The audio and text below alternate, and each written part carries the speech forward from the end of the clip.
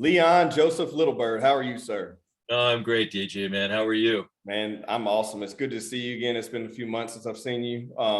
Met you briefly on the summit of the Continental Divide in July. Right there on Loveland Pass on Yeah. your wedding day. Yes, and it was a very that's an amazing time to meet someone. Not even so much just someone in general, but you being officiating that ceremony, and also that you're of Indian Native American heritage and all the things you have going on, and just I'd like to talk about how interesting of an individual you are. Well, thank you. It's true. I mean, I just celebrated my 71st birthday, so I've had a while to experience the world, Yeah. and I've been doing it full tilt my whole life. So it's pretty fun. And we sure had a good day up there on the Continental Divide for you and Megan. That was a spectacular ceremony. Awesome. It was just the three of us with a photographer. Yeah, man, it was beautiful. The energy was amazing, wasn't it? Yeah, it was. It's something crazy.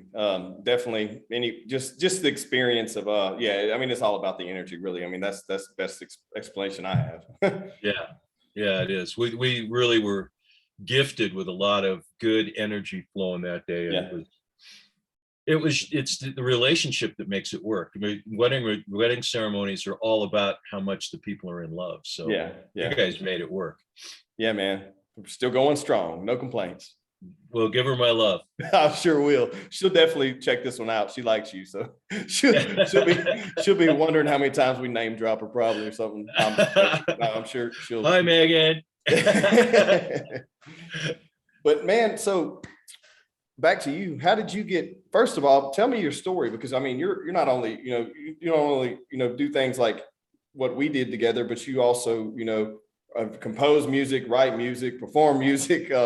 And very unique style, and and whatever else you do. I'd like to know about all these things and kind of how you got into how you come to be where you're at. Well, I'm really so fortunate. My heritage is amazing here in Colorado.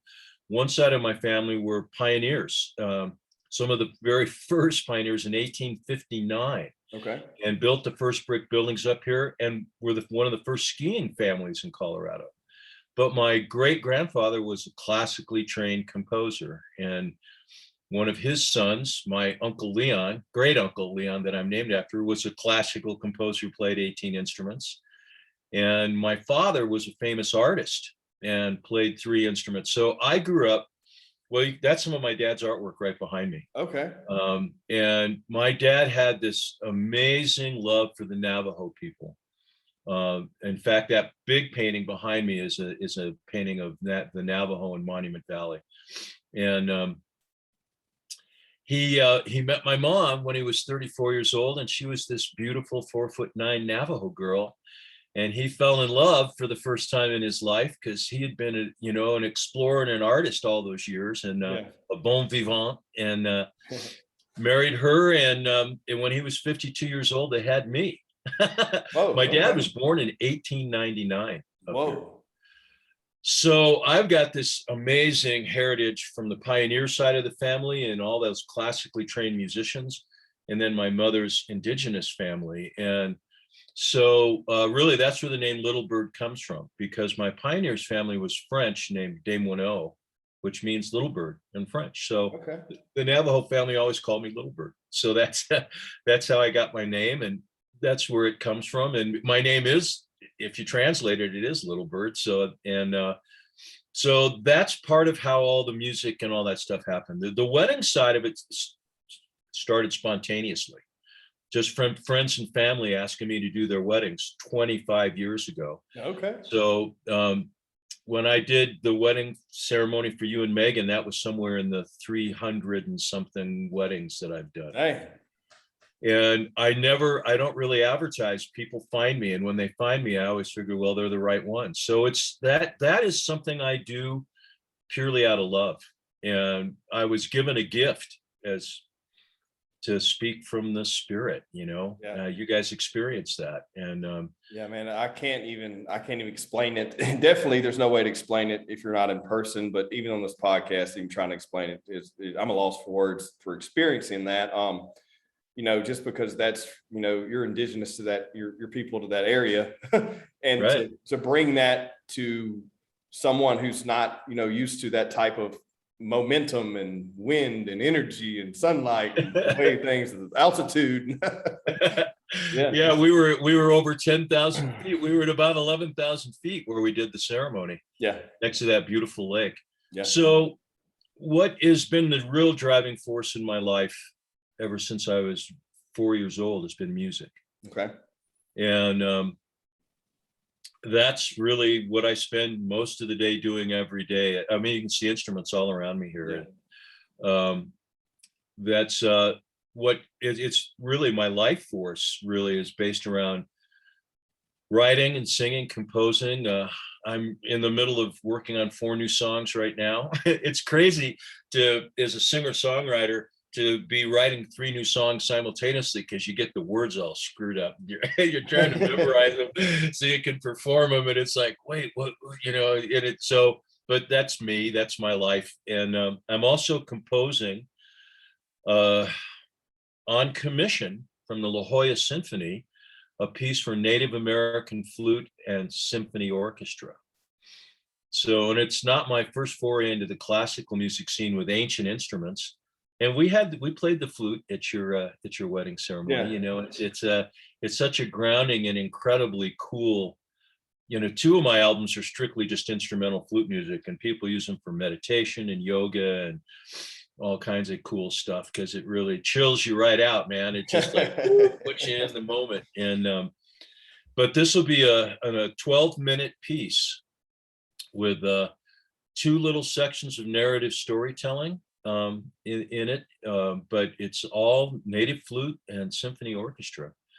And so that's really the very first instrument I ever picked up as a kid, was the native flute. And okay. My dad took me to Taos to one of the family celebrations at the Pueblo, and there was this beautiful old grandfather playing the flute. I was 4, and I just took to the guy, man. I was lighting his cigarettes and bringing him coffee, and I wanted to play that instrument, man. So my dad, being an artist and a craftsman, and made me my first flute. He carved it out of an aspen branch, and of course, at 4 years old, I was kind of playing the same 4 notes over and over all day long. Yeah.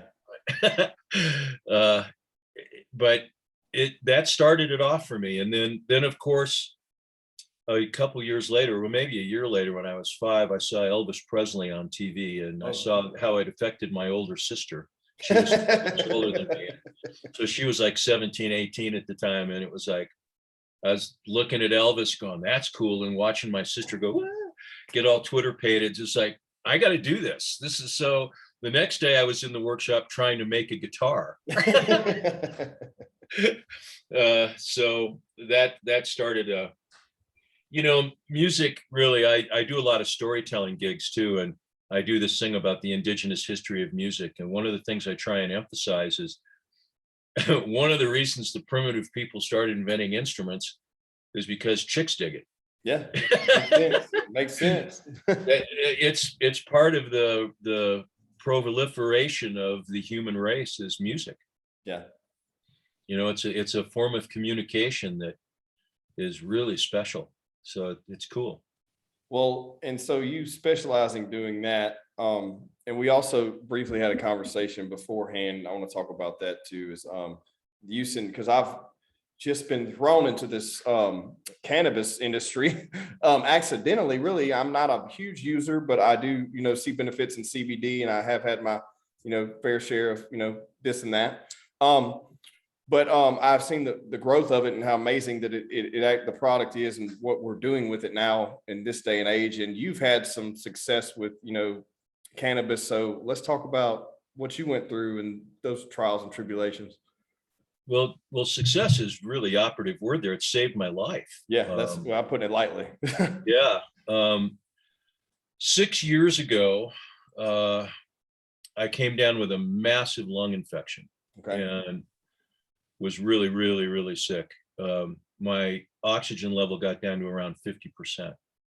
My lungs were filling up, and I spent 21 days in the hospital. They couldn't figure out they gave me every antibiotic that they had.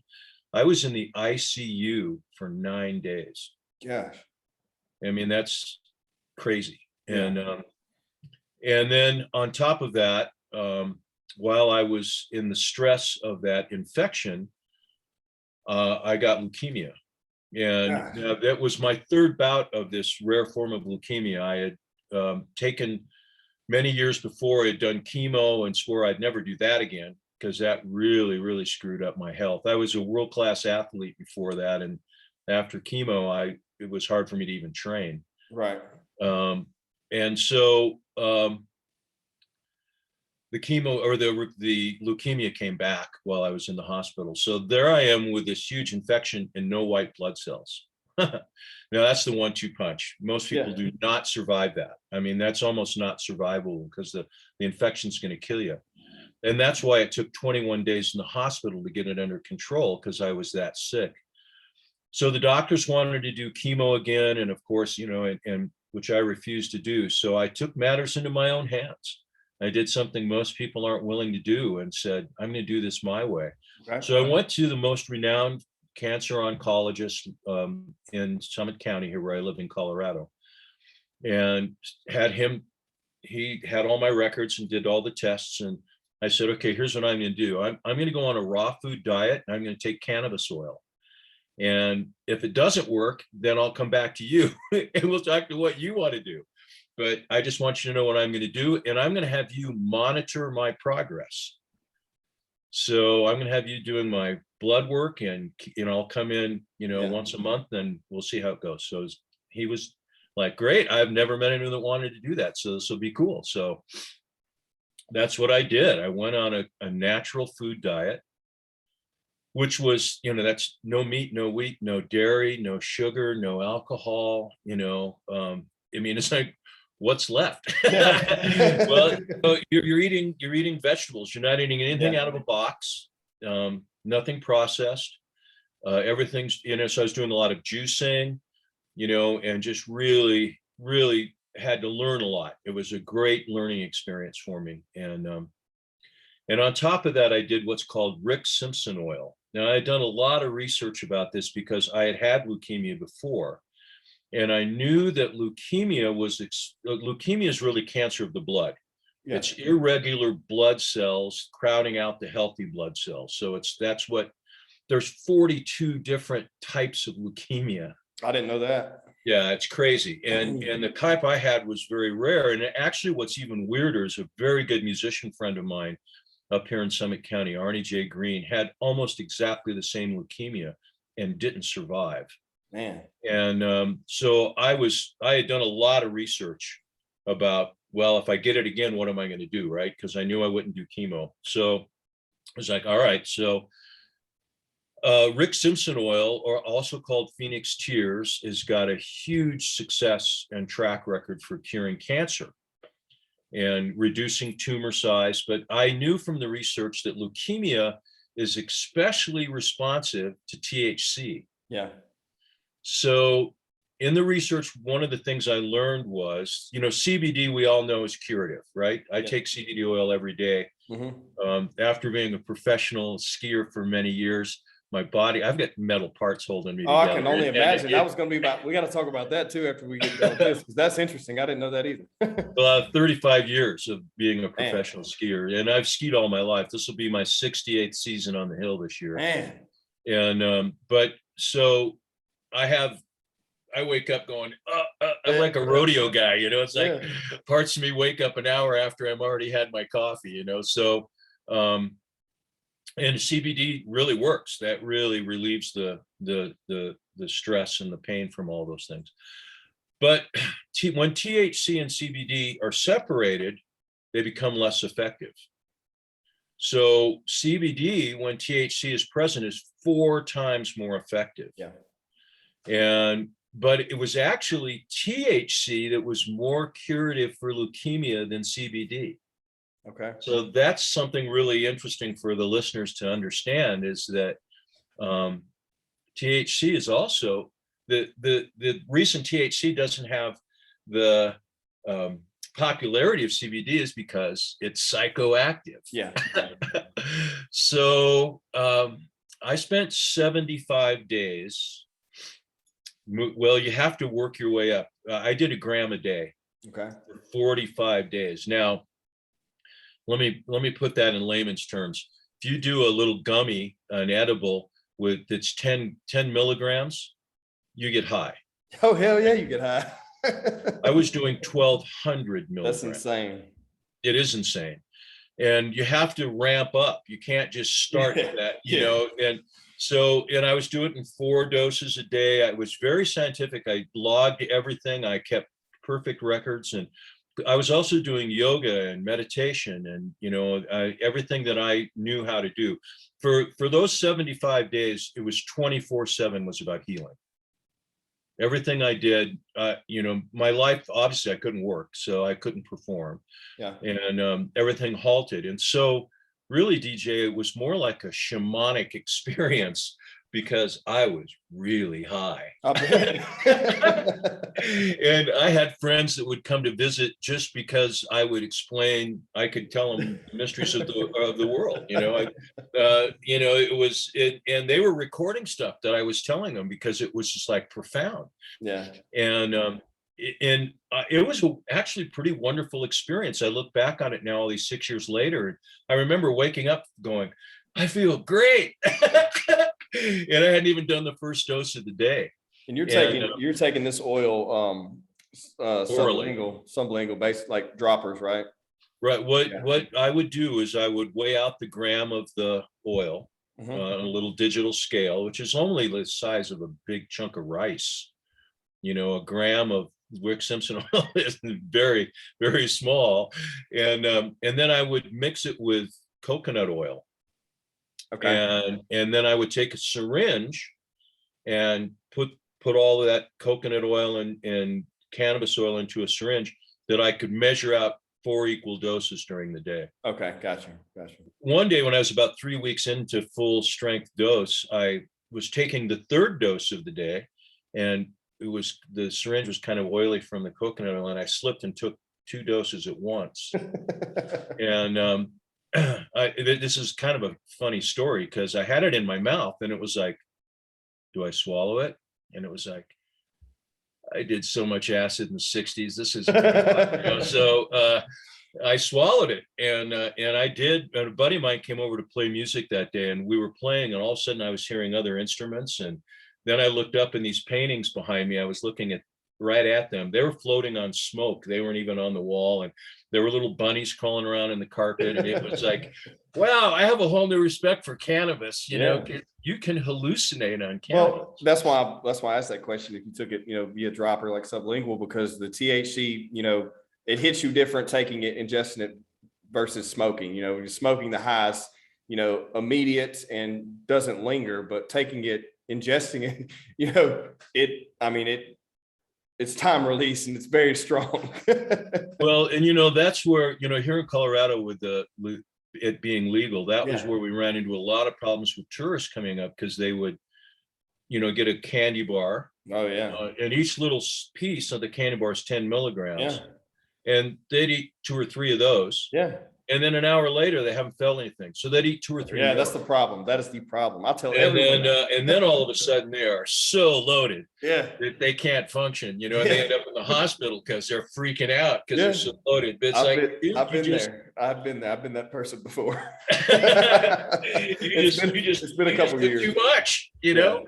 Well, I mean, you're if you're used to taking it in, you know, via smoke, and it's not working by that point. You're like, what's wrong? Maybe I need more, and then nope. Yeah, you just gotta wait. You gotta be patient. So that's my story. But here's the best part of the story. So after 90 days, at 90 days after I got out of the hospital and started this, with the 75 days of being at full strength, my blood count came to normal. That's crazy. Now, chemo would have taken my blood count to 0, you know, and actually, DJ, I'm pretty sure that it would have killed me because I was so weak from that infection and being in the hospital. I had lost like 30 pounds. I weighed what I weighed in high school. I mean, I was skinny, thin, you know, 140 pounds, just like that's, you know, I'm a bigger guy than that. You know, I'm not that tall, but I'm pretty thick. And I was really, really depleted, and I think it would have killed me. And instead, in 90 days, my blood count was normal. And the oncologist, these are his exact words: "You've done what we can't do." Yeah. I mean, that's an amazing story, and it's insane too, because there's been so much. I've been with working in this industry in the past few months now. I've seen so many different things and heard stories similar to yours, and stories, getting people off opioids by Yeah. using, cannabis and, CBD and things like that. And then the use of those things in people that have arthritis, high blood pressure, people who have chronic pain, who are elderly. And when I say elderly, I mean, up in the 80s and 90s, year old people that are trying this stuff out, and it's actually working. But the problem is that it was so frowned upon 40 years ago, 50 years ago, that a lot of people are, hesitant to try it out, because that's been, beat in their brain that it's something you shouldn't do. It's bad. You know what I mean? Well, that wasn't a problem for me, because I played in rock and roll bands my whole life growing up, and I smoked my first joint in 1964. Hell yeah. When I was 14 years old, so I was lifeguard at the local pool, and we had a lot of Mexican kids there, and they had pot, and like, cool, let's go. It was the 60s. And so I've always been an advocate of, actually, in a funny way, I was kind of disappointed when they legalized it, because I'd kind of liked being an outlaw all those years. That was kind of one of my things that and I always enjoyed, especially when I was working out a lot, when I was training and every day, I would smoke a joint and relax. And I didn't know anything about the medicinal. That wasn't on anybody's radar then. Yeah, no, it was just like, and I wasn't drinking because I was competing. So just because I was training so hard and working out every day, I just wasn't, I'd have a beer every now and then, but I wasn't really drinking. Yeah. And so I always enjoyed the benefits of how it would make me feel. After a really hard workout, I'd smoke a joint, I'd feel great. It's like, oh, I'm not sore anymore. And so when all this stuff came out, so I spent years really researching all that before I did it. And but I can honestly say that cannabis saved my life, man. Yeah, that's amazing. When you told me that, I was just like, oh, hold on, let's talk about this. I want to hear this first on the podcast, not privy to that. But that is amazing, and it's awesome to be hearing stories like yours and others who've just we're on the forefront of something that was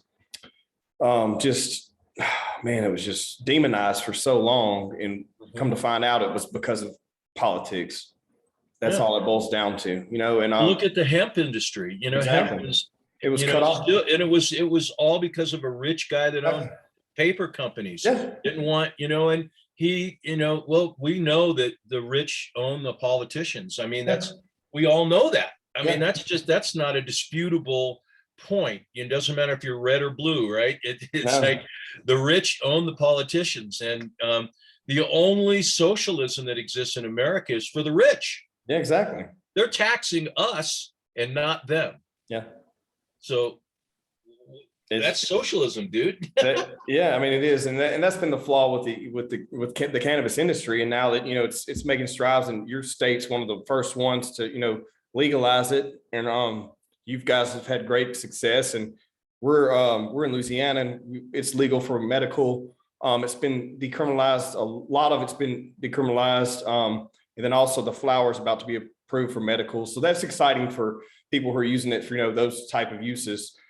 And a lot of stuff is coming out like in it right now is when it's all just kind of we're finding out things that we were never told about these products and these things. And I'm a huge advocate for CBD. I use it for the anti-inflammatory purposes, from training CrossFit and fighting previously, and so much competitive weightlifting and stuff like that. So I love it for those benefits, but also like you said, you smoked weed forever back in the day, but you didn't know the healing factors of it until you researched it, and then you're a prime example of what the evolution of just the science behind it, what we've been able to find out, being that now it's been legalized in places where we can test these things and use these things. Well, it was an interesting edification for me when all of the medical stuff first started coming out. Because it was like, I've been using it like that for years. And I felt really validated, it was like, wow, I kind of knew that, it was like, it was a great way to relax. It was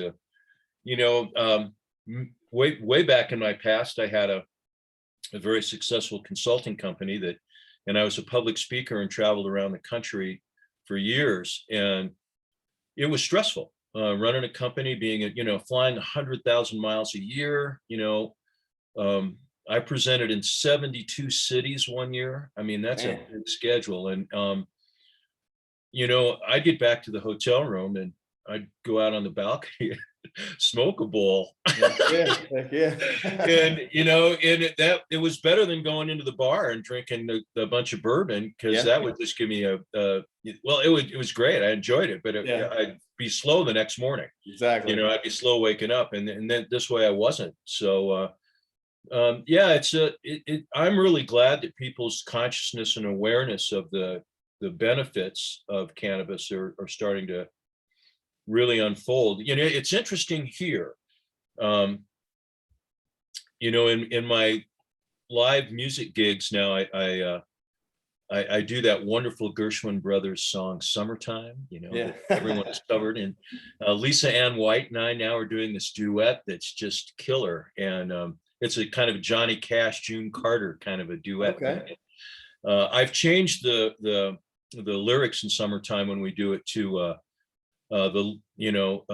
fish are jumping and the tourists are high.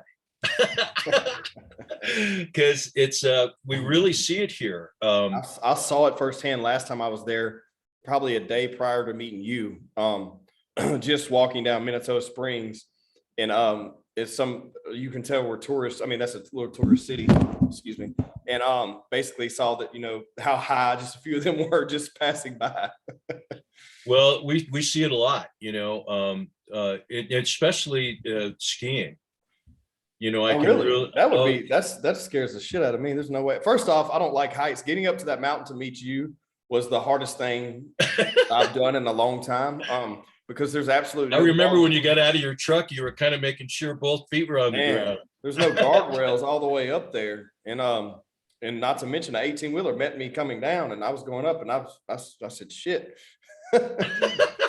She looked off the side and was like, it's a long ways down. I was like, don't tell me that, damn it. Yeah, so I had no idea we were going up that high, or, that's where we're meeting you. But I've experienced that firsthand, and there's no way that I would get high up that high and then get on a pair of skis and try to go down. Well, I've spent my whole life at this altitude. So, that's just normal life for me. I get it. Back in the day when I was still competing, I raced bicycles for 13 years. And that was because I was a ski racer and I stayed in shape by racing bikes. And, but that Loveland Pass where we were, I used to ride over that every morning as part of my training ride on a bike. Mm-hmm. So I would start on the Summit County side and ride over to Loveland and then ride back. Great descent. I bet. It's a hard climb, both ways. It's steep, but you can haul ass on the descent. I bet so. So tell me about the skiing part of your life. Well, as I said earlier, my pioneer family, my great-grandfather was born in the mountains of France. Okay. And so he used skis for transportation, for hunting. It wasn't a sport. So when he got here, he made skis, and you can't see them. I got a pair right over here in the corner that were my dad's. Have a leather strap for a binding. My dad was 5'1". These skis are 8 feet long. And so I was very fortunate to be born into this family. My brother and sister are much older than I am, so they were pretty much teenagers by the time I came around, and they couldn't wait to take me skiing. So I don't have a single memory of a winter when I wasn't on skis. It was like I was born on them. As soon as I could walk, they were pulling me around the yard, with skis on. And all I wanted to do was ski as a kid. That was all I wanted to do. And So by the time I was 11, 12 years old, I could keep up with my brother and his friends who were in their 20s, and they were ski racers and ski instructors. And then at one point in my life, I had 8 ski shops. Whoa, okay. And so became a business as well as a passion. And so I started training ski instructors at Crested Butte, oh God, 35 years ago, as a request from the director of skiing there knew me, and he asked me to, because my ski shops were really cool. This is in the early 80s and early to mid 80s.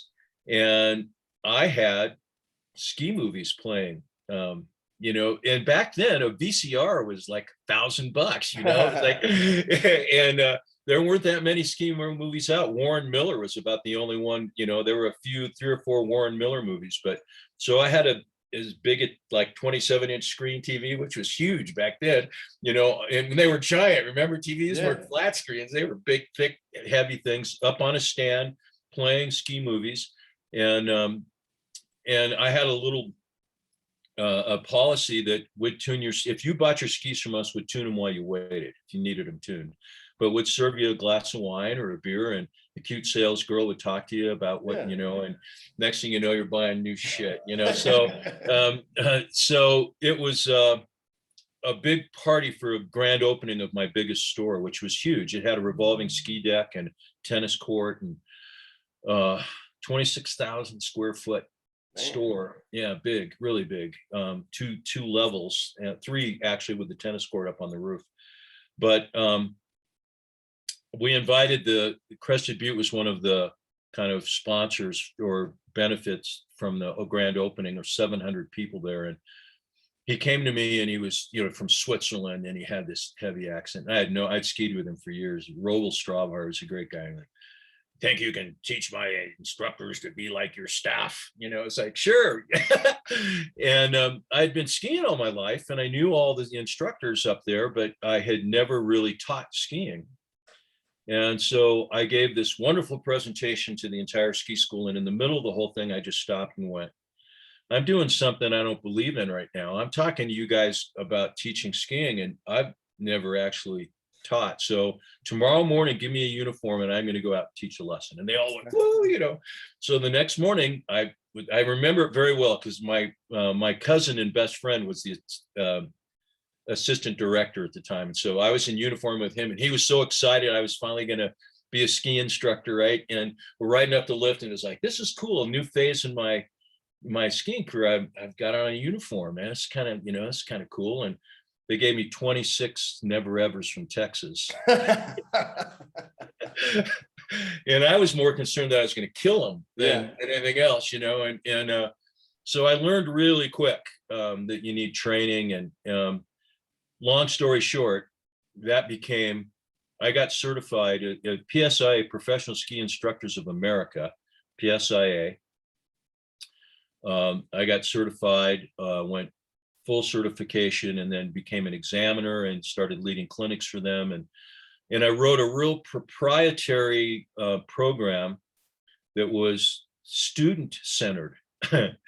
Now, back in the day in the ski industry, it was about teaching you to ski. It wasn't about who are you, what do you do, what do you, what other sports do you do? It was about do what I tell you. And it was very hierarchical. And I didn't dig it. It was authoritarian. It was task and command. And it's like, it's really about the experience. We're not turning people on to skiing. We're frustrating the crap out of them and making them not want to do it, because it's hard to learn. And so let's make learning fun. And so that turned into a whole, now it's the culture. It was the seed that planted, that started it for all of skiing. Now the culture got that piece in it. And I was real proud that I got to help get that launched. It's really kind of cool to look back. And I've retired from teaching now. And the main reason is 2 years ago, when I was, A Basin's been my home area. 68 years at A Basin this year. And Okay. so my best friend ended up becoming the ski school director at A Basin like 20 years ago. And of course, I was the first guy that he brought on board to do all the training. And since then, we've had a revolution. A Basin's got one of the best ski schools on the planet now. We started a whole kids program, built a $2 million kids center. I mean, it's really, I'm so happy. I can walk in A Basin and I feel proud because there's buildings that were my dream. You know, that I've skied there all my life. It's my home area, but I've left an impact there that's still ongoing. So that really is good for the heart and good for the soul. And so I would go help out when they were busy because I really wasn't teaching all the time anymore. I was doing training and doing clinics and so they gave me a guy from China who was coughing. And 6 days later, the entire ski industry shut down because of COVID. Oh. And so I said, you know, I think that's a good sign from the energy of the universe that it's time for me to quit. Because, I mean, I wouldn't shake this guy's hand. He wanted to tip me. He was handing me money. And it was like, that's okay. I wouldn't even take his money. I wouldn't sit next to him on the chairlift. I'd sit as far away from him as I could get. I was, and he wanted to shake my hand. I was like, you don't sound healthy, and so it's kind of weird.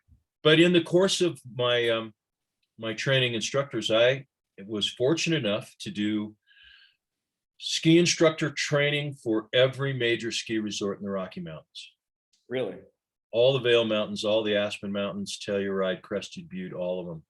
It's crazy. And so it really, for many, many years of my life, I was on the road constantly playing gigs and training instructors. And I was just a busy guy.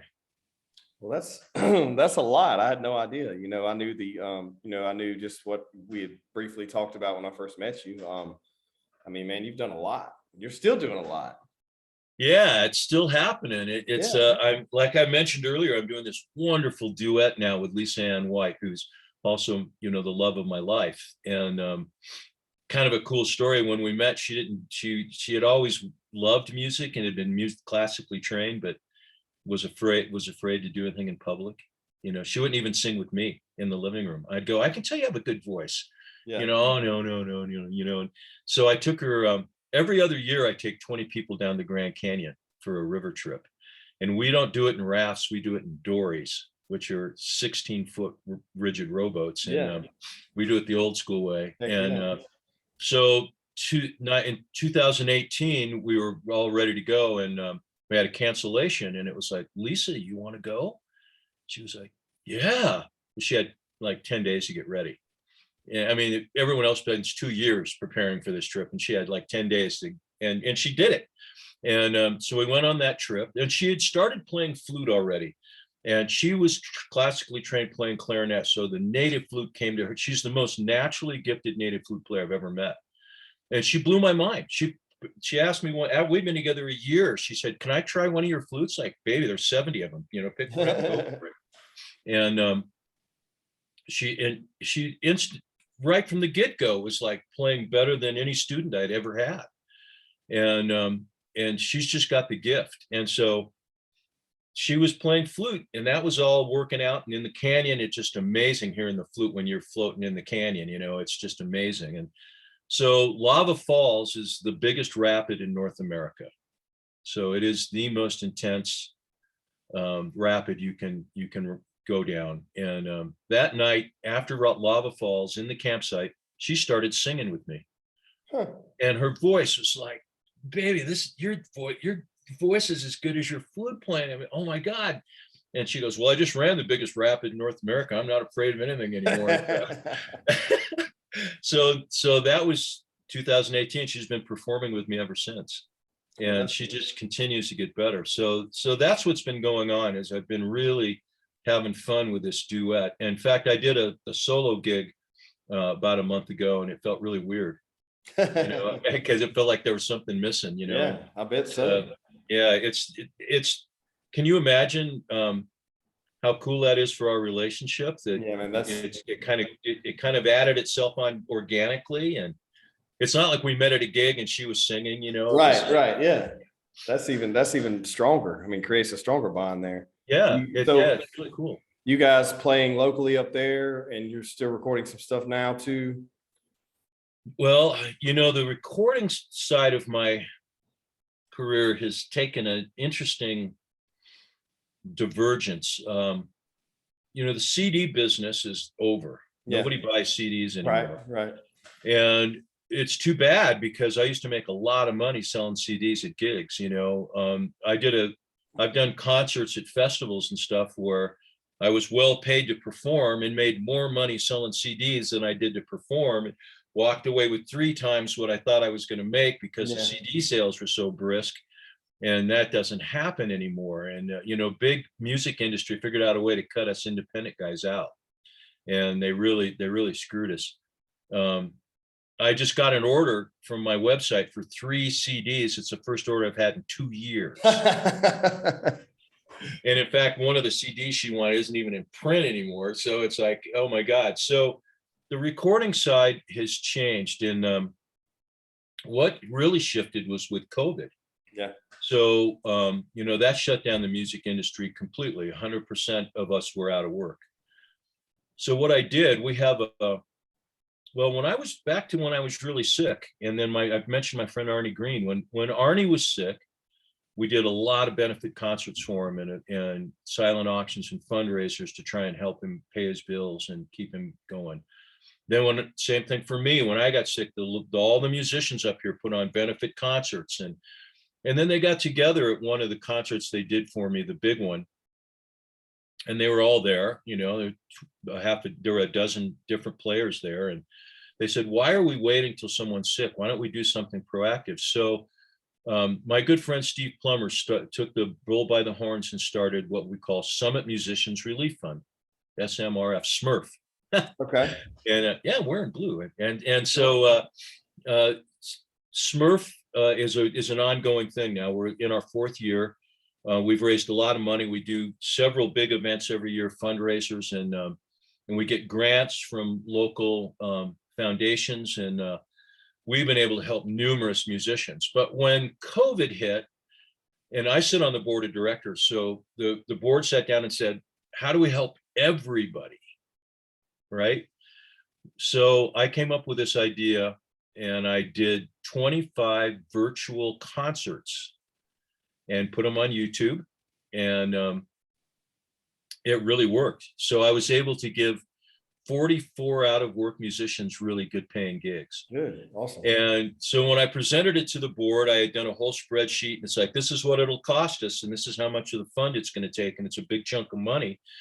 And here in Silverthorne, we have a beautiful performing arts center, the Silverthorne Performing Arts Center, and they gave me a theater to use because they were out of business too. Yeah. Right. COVID had shut them down. So with really strict COVID protocols and disinfecting everything and bring your own microphones and everybody wearing masks until it's time to perform and that whole thing. And the board of directors approved this big amount of money to do 20 shows. We ended up doing 17. Here's the beautiful thing, DJ. After the dust cleared and we were done, they were all in the can, all out there. We had more money than we started with. That's amazing. Now that's just this community, and that's the spirit of, you know, and music does that. Music has that effect on people. You know, there are so many people, everybody up here in Summit knows me, but they come and hear you perform for 2 hours. They think they know you. Yeah, right. Right. And I haven't said 5 words to them personally, but you're their friend now. Yeah. And that, you know, take on a broader scale, when you have all the musicians in town, all the good local players, and then all their friends came, and the support was amazing. So I never set out for it to be a fundraiser. I set out to help out of work musicians, and it ended up doing both. Look at that. How cool, huh? That's pretty amazing. I mean, it is. Well, before we wrap this thing up, is there any last plugs you may have or anything that you want to push other than what we talked about? And where can anyone find your music? aside from you, I know you have a lot of stuff on YouTube and stuff on Facebook, but anything on, are you on Spotify? Oh yeah, I'm Download on Spotify, all those platforms you can find me. Download all those play. Okay, cool. Yep. And if you want a CD, just go to my website, Littlebird Music. And I'm actually, this is your business, but I'm actually getting ready to redo the website because it's old and outdated, and know what I was going to do with it. It was like everything's changing. So we'll have Littlebird music, native Colorado music, native Colorado weddings will also be on there. A bunch of cool stuff. So yeah, just keep the faith out there and stay healthy for all of you that are listening and watching the show. It's so cool, DJ, that you do this and that you open up with your show to bring stuff out to help people kind of expand how they're thinking. And just remember that the greatest healer on the planet is the human spirit. And it's really the energy that we share with each other. And it's really the support that we give each other that really makes all of that real. I love it, man. I couldn't agree more. I want to keep going, but we got to wrap this thing up. Okay, brother. It's so good to see you, man. You too. And what I call you Uncle Leon now. You told me to. Yep. I never forgot. Well, when I get to stand with you doing at your wedding, I do become kind of Uncle Leon. Well, it was nice to see you, sir. And everyone, please subscribe to the podcast. Yep. Thanks, DJ. See you soon. All right.